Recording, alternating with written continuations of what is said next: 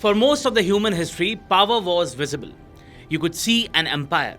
You could see its armies, its ships, its borders, its flags. The Roman Empire marched through the continents. The Mongols conquered through cavalry. European empires ruled the seas. And in the 20th century, military power became industrial. Tanks, aircraft, oil, missiles, nuclear weapons. War was loud, physical, visible. You knew when it began. But something extraordinary has happened in the 21st century. Today, a country can be weakened without invasion. Its economy can slow down. Its communication systems can collapse. Its industries can stop functioning. Its public opinion can be manipulated. Its infrastructure can be penetrated. And no missile may be fired. Because the battlefield itself has changed. Modern civilization looks physical. We see the highways, the ports, the airports, the skyscrapers, the power plants. But beneath this visible world lies another civilization, an invisible one.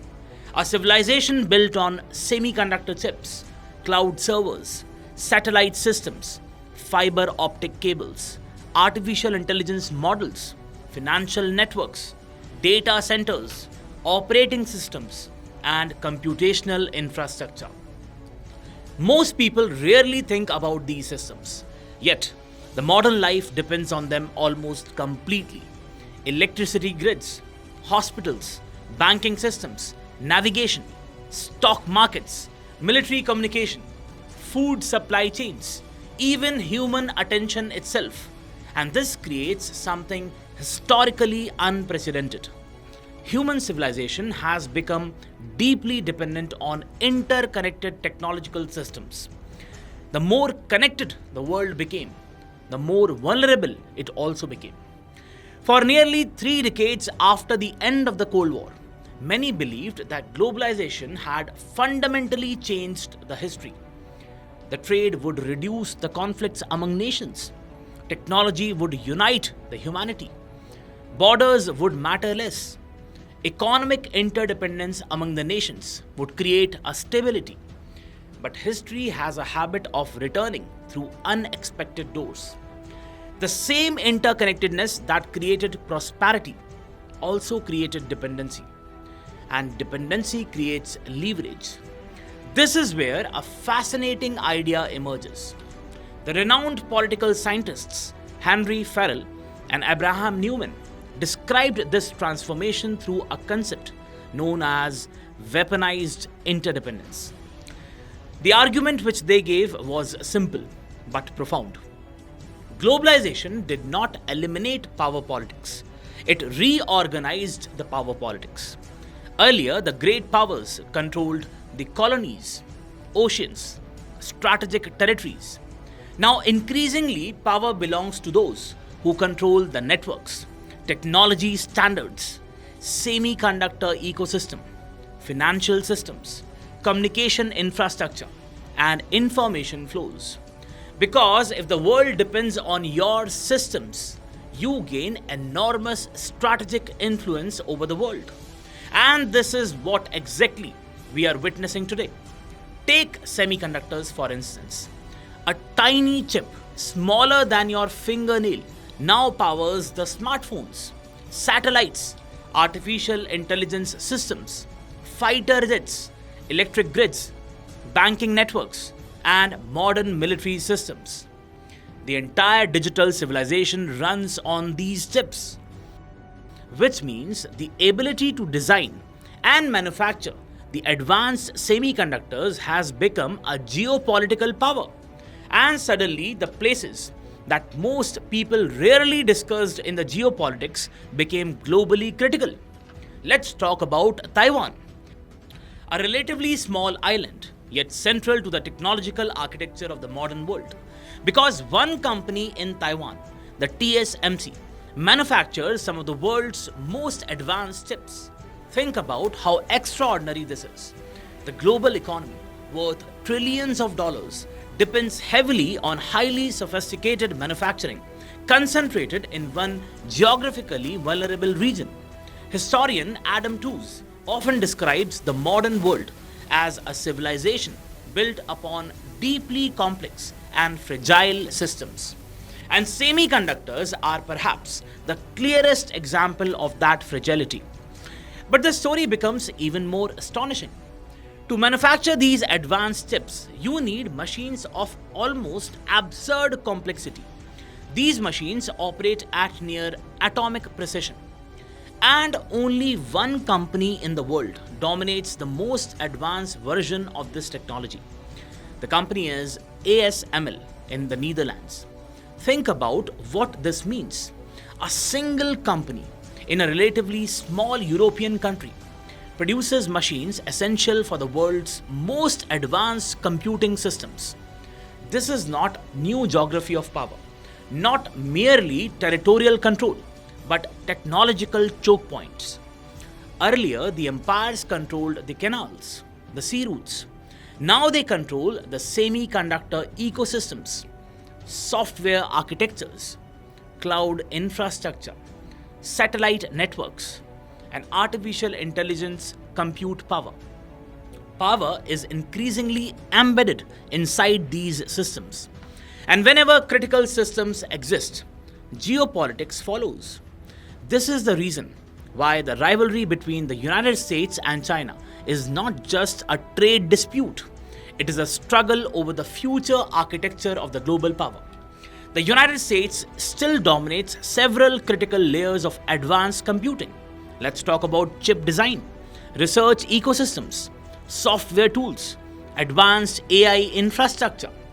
China, meanwhile, possesses enormous manufacturing scale, industrial capability, and strategic ambition. But it remains dependent in key semiconductor areas. And this dependency has become geopolitical. This is why the advanced chip restrictions imposed by Washington are viewed not merely as economic measures, but as strategic containment. Because semiconductors are no longer ordinary commercial products, they are strategic assets. Technology itself has become national security. And perhaps no technology captures this transformation more dramatically than artificial intelligence. For decades, artificial intelligence belonged mostly to laboratories and scientific fictions. Today, it is rapidly entering the everyday life. But most public discussions around artificial intelligence remain surprisingly superficial. People often think that AI is simply about chatbots, automation, productivity tools. But the geopolitical implications are far deeper. Historically, human intelligence was the ultimate strategic resource. Now, humanity is building systems capable of replicating parts of that intelligence at enormous scale. Machines can now analyze the patterns, generate the language, recognize the images, predict the behavior, automate the decisions, and process information far faster than the humans could ever do. This changes the nature of the power itself, because throughout history, economic and military advantage dependent heavily on the ability to process the information better than the rivals. Empires dependent on communication speed, armies dependent on intelligence gathering, markets dependent on information networks. And today, artificial intelligence dramatically accelerates all of them. Which means the competition over artificial intelligence is not simply technological competition, it is geopolitical competition, military competition, economic competition, and potentially civilizational competition. This is why governments across the world are investing aggressively in artificial intelligence infrastructure, semiconductor supply chains, quantum computing, cyber capabilities, autonomous systems, and data ecosystems. Because the countries controlling the computational power may shape the future balance of power itself. But perhaps the most unsettling transformation is that modern conflict is becoming increasingly invisible. Earlier, the war was episodic. Now the competition is continuous. Cyber intrusions happen silently. Infrastructure penetration happens silently. Data extraction happens silently. Artificial intelligence systems gather information silently. Disinformation spreads silently. And societies may already be competing intensely long before the open conflict officially begins.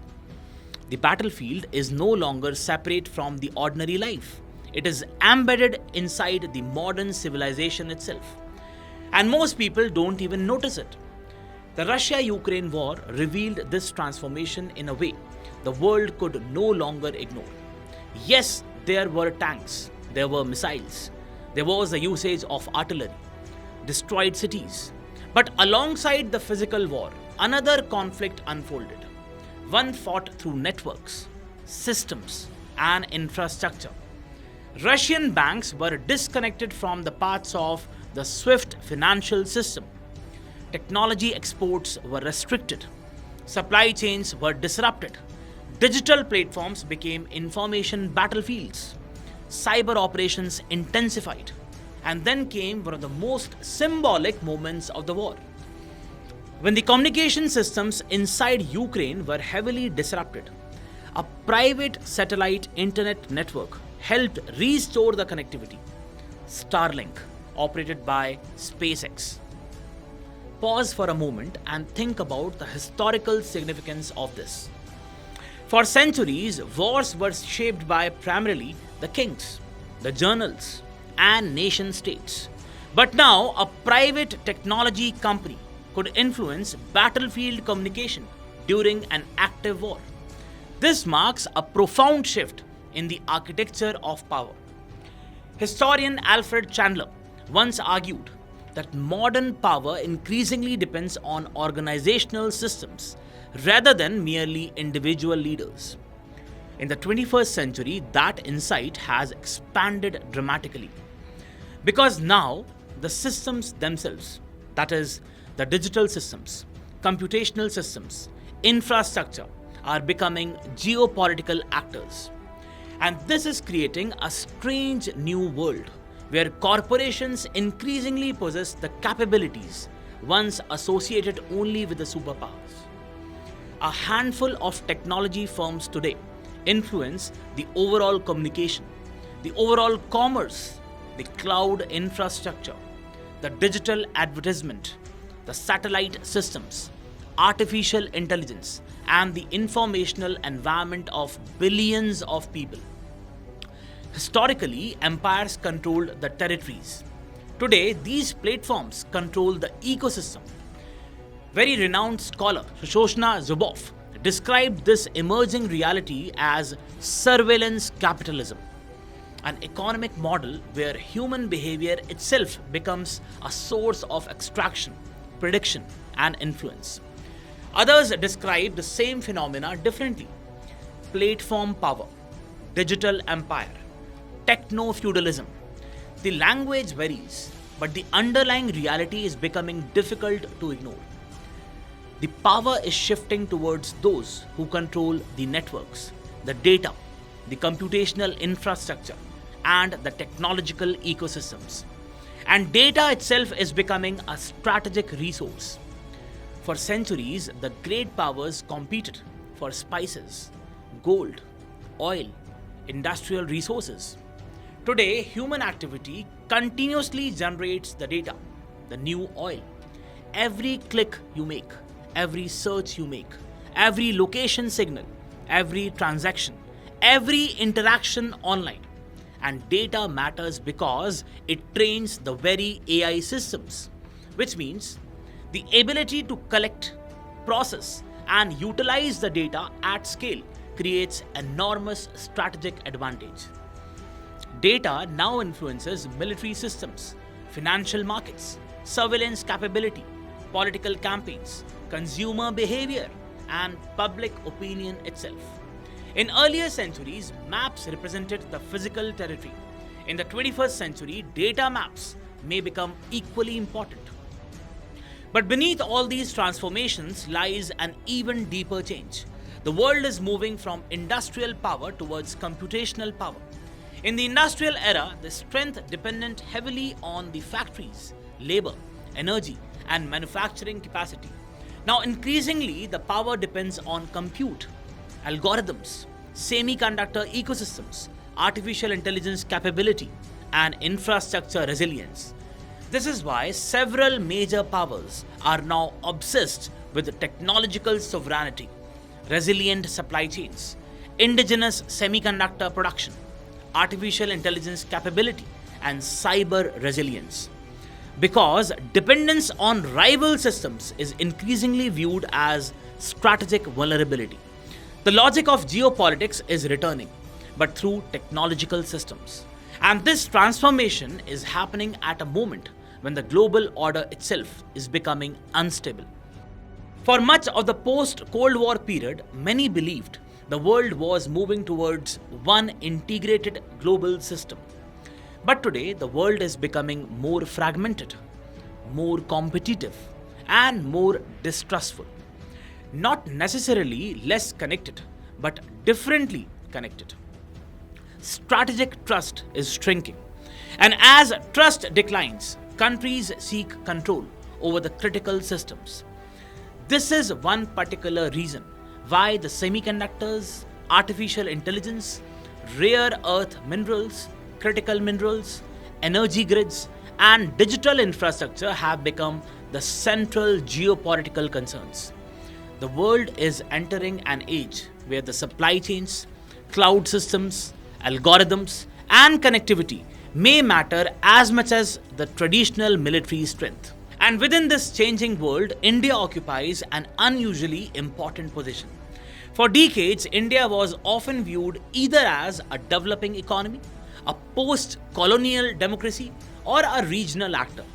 But increasingly, India is being viewed as a pivotal civilizational power in the emerging world order. Not because India is already dominant, but because several structural forces are converging simultaneously. A massive population, a relatively young workforce, strategic geography in the very Indian Ocean, a rapidly expanding the digital ecosystem, for example, the India stack, large technological talent pools, growing geopolitical flexibility. Unlike many states locked inside rigid alliance systems, India still possesses significant strategic maneuverability. It engages simultaneously with the United States, Europe, Russia, the Gulf, East Asia, and the global south. And in a fragmented multipolar world, strategic flexibility becomes extremely valuable. But India's rise will ultimately depend not merely on population size or economic growth. It will depend on whether India can successfully adapt to the technological transformations reshaping the world.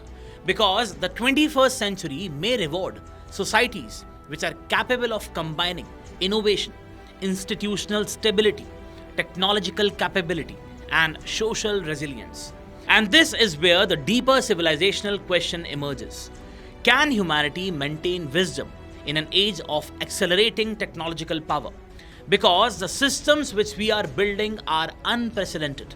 Artificial intelligence, autonomous weapons, algorithmic persuasion, mass surveillance, predictive systems capable of influencing billions of minds simultaneously.